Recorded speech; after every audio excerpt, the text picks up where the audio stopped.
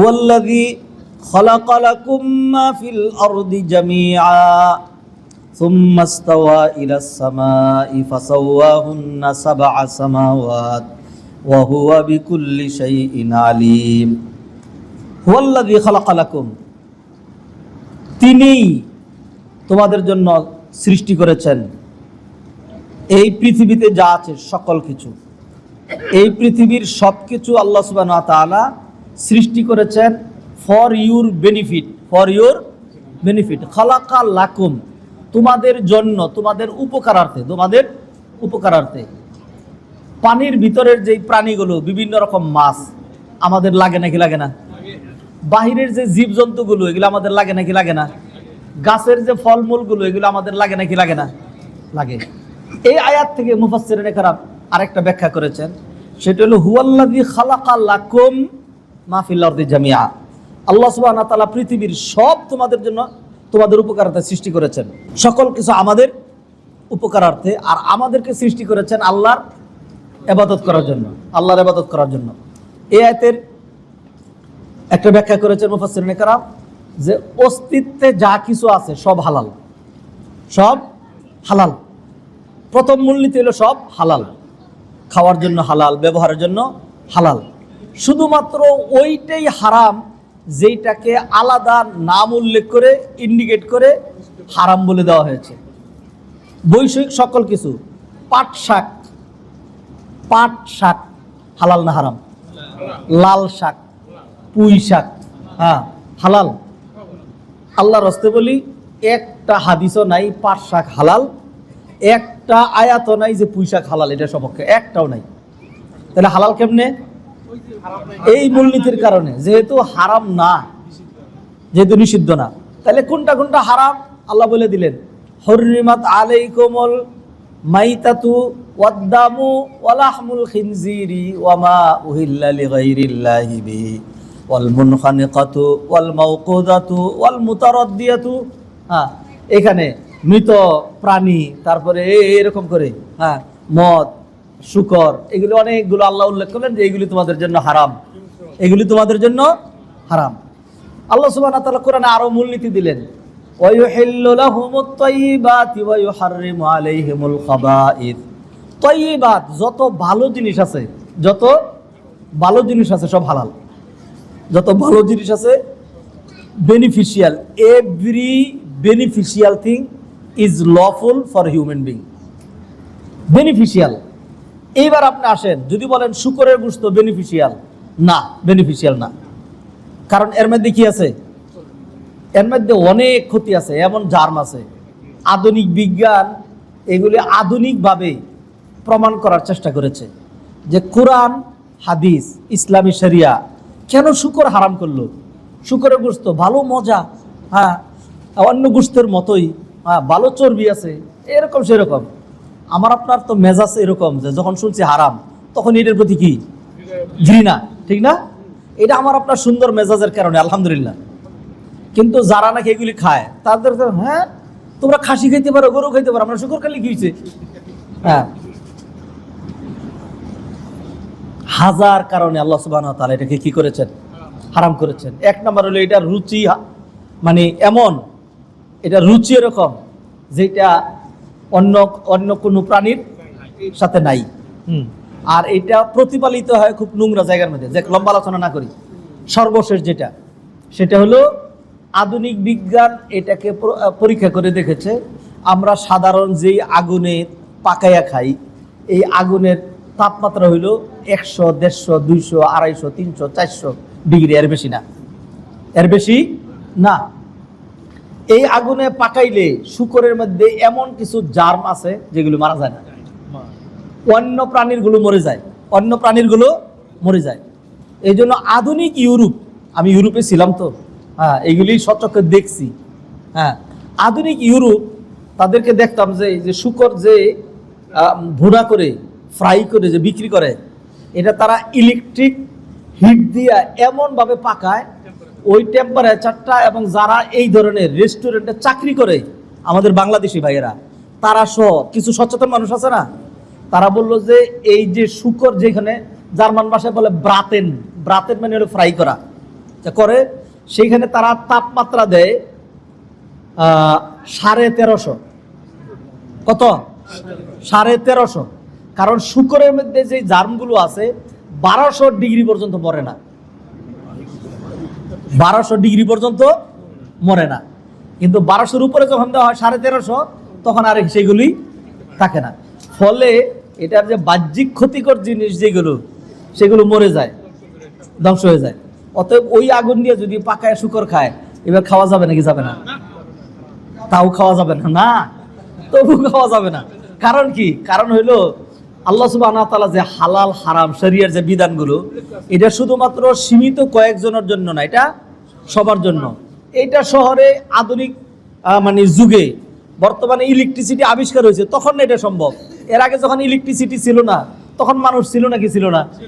কিয়ামতের আগে যখন ইলেকট্রিসিটি থাকবে না, ইলেকট্রিসিটি একেবারে নিশ্চিত থাকেন ফ্লাইট থাকবে না, ফ্লাইট থাকবে না। আল্লাহ যদি আপনাদেরকে বাঁচায় রাখে, আর কিছুদিন পরেই দেখবেন ফ্লাইট বন্ধ হয়ে যাচ্ছে। আমি বলে দিলাম এটা, হ্যাঁ, মানে আগাম বলছি না, মানে নবীজের হাদিসের মধ্যে ইন্ডিকেশন আছে। এবং পৃথিবী ধীরে ধীরে ওই দিকেই যাচ্ছে। হ্যাঁ, মারণাস্ত্রগুলো, হ্যাঁ, নিউক্লিয়ার বোমগুলো, এগুলো যখন ইয়া করবে, তখন ধীরে ধীরে শুধু ধ্বংসের দিকেই যাবে। কারেন্ট থাকবে না, বিজলি থাকবে না, টেলিফোন থাকবে না, ইন্টারনেট থাকবে না, কিছুই থাকবে না। পৃথিবী আগের দিকে ফিরে যাবে। এবং ঈসা আলাইহিস সালাম যে কারে মারবেন? দাজ্জালকে। কি দিয়ে মারবেন? তীর নিক্ষেপ করে, তীর নিক্ষেপ করবেন, তারপর তরবারিতে তারা কাটবেন। আগের সিস্টেমে ফিরে আসি। আমাদের হাতে 6-7 মিনিট সময় আছে।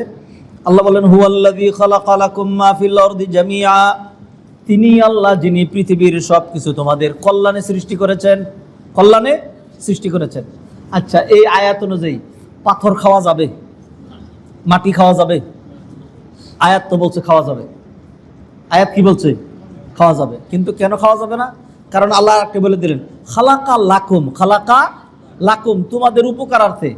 পাথর এবং মাটি খাওয়ার মধ্যে কোনো উপকার নাই, এগুলি খাওয়ার মধ্যে কোনো উপকার নাই। অতএব যেই সমস্ত বিষয় আমাদের জন্য বেনিফিশিয়াল, সত্যি শরীয়তের দৃষ্টিতে যদি বেনিফিশিয়াল হয়, এবং সেটা শারঈ যিনি আল্লাহ সুবহানাহু ওয়া তাআলা, নবীজি তারা নির্ধারণ করে দিয়েছেন। আল্লাহ ইয়ালামু মান খালাকা ওয়া হুয়াল লাতীফুল খাবীর, যিনি সৃষ্টি করেছেন তিনি জানেন না, তার চাইতে ভালো আর কেউ জানে না কোনটা। এই জন্য আল্লাহ সুবহানাহু ওয়া তাআলা মদের ব্যাপারে প্রথম কি বললেন? কুল ফীহিমা ইসমুন কাবীরুন ওয়া মানাফিউ লিন-নাস, এর মধ্যে উপকারও আছে, ক্ষতিও আছে, তবে উপকারের চাইতে ক্ষতিটা বেশি। এরপরে ধীরে ধীরে আল্লাহ সুবহানাহু ওয়া তাআলা সেগুলি কি করে দিলেন? হারাম করে দিলেন। ওয়াল্লাযী খালাকা লাকুম মা ফিল আরদি জামিআ, একটা সুন্দর মূলনীতি আল্লাহ সুবহানাহু ওয়া তাআলা পৃথিবীতে। ও ভাইরা খেয়াল করেন, আল্লাহ সুবহানাহু ওয়া তাআলা আমাদের জন্য কি কি সৃষ্টি করেছেন। যদি 10 জনে একটা বোর্ড করেন, দায়িত্ব নেন যে আপনারা নোট ডাউন করবেন যে আল্লাহ আমাদের জন্য কি কি ফল দিয়েছেন।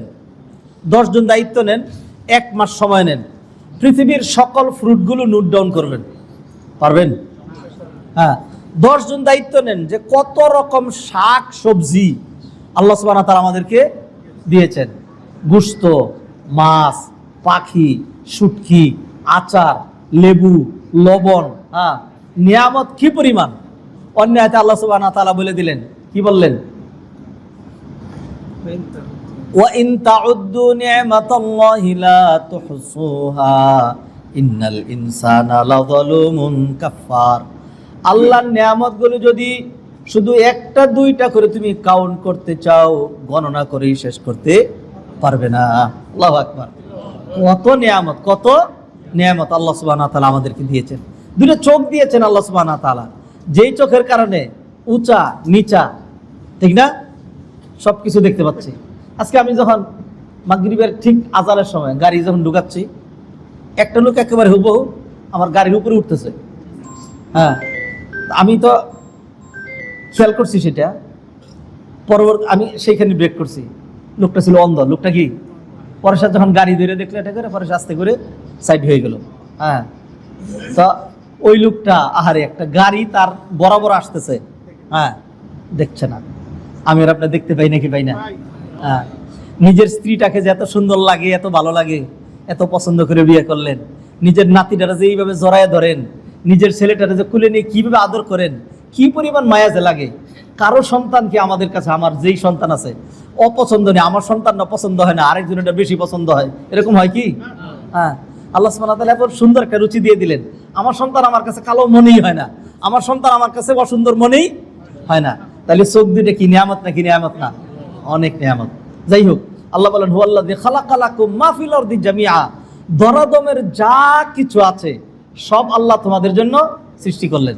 তা যদি আল্লাহ সুবহানাহু ওয়া তাআলা আমাদের জন্য এত কিছু সৃষ্টি করতে পারেন, আল্লাহ সব কিছু আমাদেরকে দিলেন, তাইলে সেই আল্লাহর সেই নিয়ামতগুলো খাইয়া একটু শুকরিয়া আদায় করা, আলহামদুলিল্লাহ ইয়া রাব্বি লাকাল হামদ, এরকম একটু শুকরিয়া আদায় করা দরকার নাকি দরকার না? যেই বেটা আপনারে, এই যে শুনেন, মানুষ কি পরিমাণ কৃতজ্ঞ হয়। হ্যাঁ, একজনের অফিসে চাকরি করেন, নিজের মেধা সব দিলেন, হ্যাঁ, সে 2-3টা টাকা দেয়, সেই জন্য বৈধ অবৈধ যৌক্তিক অযৌক্তিক সব ভুলে গেছেন। সে বলছে হ্যাঁ মারবি, হ্যাঁ মেরে আসবি, কোনো কথা ছাড়া যে তারা মেরে ফেললো। কিসের জন্য? সে তার বস। হ্যার কথা শুনলি কেন? আমার সব কিছু সে দেয়, আমার টাকা দেয়, পয়সা দেয়। বুঝেন নাই? আপনি একটা ফ্যাক্টরিতে চাকরি করেন, যে কি পরিমাণ কৃতজ্ঞতা আপনার। বৃষ্টি পড়ছে সকালবেলা, হ্যাঁ, স্ত্রী বলছে আজকে যাইও না, বলো না, যাইতেই হবে, কাজ জমা, খালি বললে হলো। তোমার গায়ে জ্বর, আহারে আর কত ছুটি নেব, ঠিক না? বৃষ্টির মধ্যে ভিজে রওনা দিলেন, সারাদিন মাথার গাম পায়ে ফেলে কষ্ট করে আসলেন, মাস শেষে একটা যৎসামান্য বেতন দিচ্ছেন। এই বেতনটা আপনারা যেটা দিছে, এটা কি ফ্রি দিছে নাকি আপনার কাজের এগেইনস্টে? কাজ করার পরে একটু বেতন, সেটার জন্য আপনার এত কৃতজ্ঞতা। ওই যে কাজটা যে করলেন যেই মেধা দিয়া, ওই মেধাকে দিয়েছে। ওই যে কাজটা যে করলেন যেই সময় দিয়ে, সময়কে দিয়েছে। কাজটা যে করলেন একটা শক্তি দিয়ে, শক্তিটা কে দিয়েছে? তাইলে যে আল্লাহ সুবহানাহু ওয়া তাআলা পৃথিবীর এত কিছু আমার আপনার জন্য সৃষ্টি করলেন, সে আল্লাহ শুকরিয়ার দরকার আছে নাকি নাই? তার ইবাদতের দরকার আছে নাকি নাই? আল্লাহ সুবহানাহু ওয়া তাআলা আমাদেরকে শুকরগুজার বান্দা হওয়ার তৌফিক এনায়েত করুন।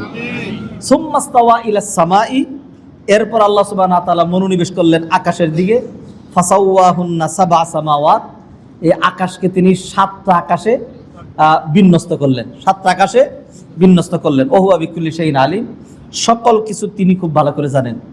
এই আয়াতের উপরে আজকে অর্থ বলে শেষ করে দিলাম, কিন্তু এই আয়াতের উপরে আংশিক আলোচনা আগামী সপ্তাহে করা লাগবে। কি আলোচনা? সেটা হলো আল্লাহ সুবহানাহু ওয়া তাআলা আগে কি সৃষ্টি করেছেন, আসমান নাকি জমিন? আল্লাহ এখানে বললেন ওয়াল্লাযী খালাকালাকুম মা ফিল আরদি জামিআ, জমিনের কথা বলছেন। হ্যাঁ, সুম্মাস্তাওয়া ইলাস সামা, সুম্মাস্তাওয়া ইলাস সামা, এরপরে তিনি আকাশের দিকে মনোনিবেশ করলেন। সূরা নাজিআতে বলছেন আআনতুম আশাদ্দু খালকান আমিস সামাউ বানাহা রাফা'a সামকাহা ফাসাওয়াহা ওয়া আগতাশা লাইলাহা ওয়া আখরাজা দুহাহা ওয়াল আরদা বা'দা যালিকা দাহাহা। প্রথম আকাশের কথা বলছেন, তারপরে জমিনের কথা বলছেন। আসমান আগে সৃষ্টি নাকি জমিন আগে সৃষ্টি? কয় দিনে আল্লাহ জমিন সৃষ্টি করলেন, কয় দিনে আকাশ সৃষ্টি করলেন? আসমান জমিন কি একসাথে লাগানো ছিল না কোত্থেকে কি হইলো, কিসের ভিত্তি? এইগুলোর একটা লম্বা আলোচনা আছে, যেটা আমাদের সময় আছে 1.5 মিনিট, এই সময়ের সাথে আর যাবে না এটা। আজকে এই 2 আয়াতের তাফসীর আমরা করতে পারতাম, কিন্তু শুরুতে আমরা ব্যথা ভারাক্রান্ত হৃদয় নিয়ে আমাদের সমসাময়িক প্রেক্ষাপট নিয়ে আলোচনা করেছি, এবং সন্তপ্ত পরিবারের জন্য আমরা দোয়া করেছি, এবং আমরা বলেছি যে যারা এই ধরনের পরিবারকে চিনেন, যারা আহত হয়েছে, যারা শহীদ হয়েছে, সেই পরিবারকে দেখতে যাবেন, সান্ত্বনা দিতে যাবেন, এবং আমাকেও সাথে নিয়ে যাবেন ইনশাল্লাহ। আসেন আমরা ছোট ছোট গ্রুপ করে, এই যে কুইতমৈত্রী হাসপাতাল আছে, তারপরে আধুনিক আছে, তারপরে ক্রিসেন্ট আছে, এই ধরনের যেখানে মানে চিকিৎসাধীন আছে, কারণ হুমড়ি খেয়ে গিয়ে পড়ে ডাক্তাররা নিষেধ করবে, কারণ প্রচুর মানুষ আসতেছে। এমন সময় না যাই, যখন একটু ভিড় কমে যায় সেখানে গিয়ে গেলাম, একটু দোয়া পড়ে আসলাম, তাদেরকে একটু সান্ত্বনা দিয়ে আসলাম, তাদের বাসায় একটু গেলাম, যাদের আত্মীয় মারা গেছে, যাদের সন্তান মারা গেছে, তাদেরকে সান্ত্বনা দিলাম। করা দরকার নাকি দরকার না? ইনশাআল্লাহ আল্লাহ সুবহানাহু ওয়া তাআলা আমাদের এই যারা নাকি মারা গিয়েছে তাদের প্রত্যেককে শাহাদাতের মর্যাদা দান করুন, এবং তাদের পরিবারকে ধৈর্য ধারণ করার তৌফিক এনায়েত করেন। এই ঘটনা দেখে আমাদেরকেও মৃত্যুর জন্য প্রস্তুত হওয়ার তৌফিক এনায়েত করেন। সুবহানাকাল্লাহুম্মা ওয়া বিহামদিকা আশহাদু আল্লা ইলাহা ইল্লা আনতা আস্তাগফিরুকা ওয়া আতুবু ইলাইক ওয়া মা তাওফীকি ইল্লা বিল্লাহ। আসসালামু আলাইকুম ওয়া রাহমাতুল্লাহি ওয়া বারাকাতুহু।